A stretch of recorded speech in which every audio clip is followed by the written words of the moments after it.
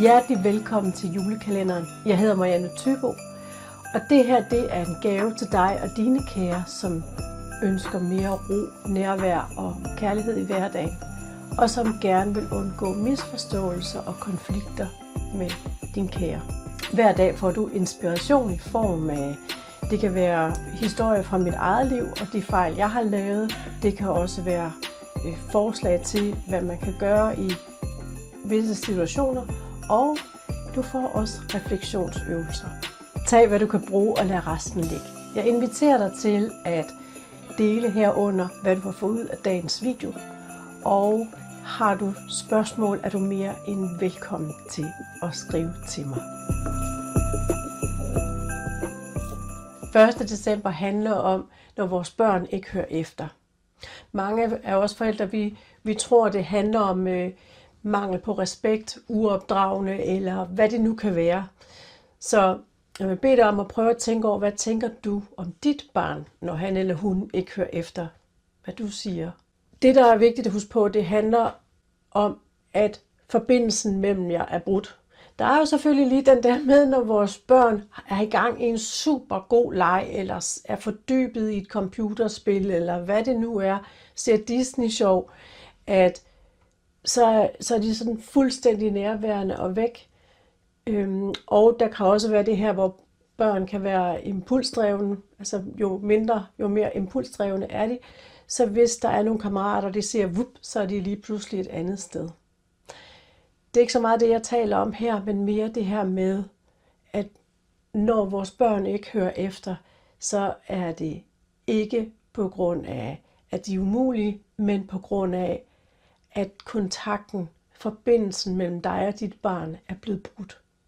Det vi kommer til mange gange, det er jo ligesom at bede vores børn om at møde os, hvor vi er, hvor det er så vigtigt, at vi starter med at møde vores børn der, hvor de er, for at kunne få dem til at høre. For et barn, der føler sig set og mødt og er tryg, vil helt naturligt samarbejde. Så igen, hvis barnet ikke hører efter, så er det et signal til, at kontakten mellem dig og dit barn er blevet brudt. Nu vil jeg komme med et eksempel, hvor jeg lavede en fejl, så sent som i forgårs. Så i stedet for det her, hvor vi kommer til at sige, nu skal du høre efter, hvad jeg siger, så kan du prøve at komme tættere på og sige, jeg var lige frustreret der, det må du altså undskylde. Hvad siger du til, vi prøver igen? For eksempel så har jeg købt nogle nødder på tilbud, som skulle gemmes til jul. Jeg har så nogle store drenge, som de kan virkelig konsumere rigtig meget mad. Og de har så lige været lidt småsultne eller lækkersultne og har så spist næsten hele den der kæmpe pose af nødder, jeg havde købt, som jeg skulle bruge til jul. Så jeg var træt der om aftenen, og jeg var mega frustreret over, at de var spist, for jeg synes jo, jeg havde sagt det. Jeg følte ikke, at jeg blev hørt og mødt. Så det var med det udgangspunkt, at jeg sagde, hvorfor fanden har I spist de her nødder? Altså de skulle have været gemt til jul. Og der er det jo i virkeligheden, at jeg beder mine drenge om at møde mig der, hvor jeg er. Hvor jeg i stedet for måske skulle have talt mere respektfuldt og have mødt dem der, hvor de er. Og der skete også det, at min søn, han blev sur på mig, og vi kom op og diskutere.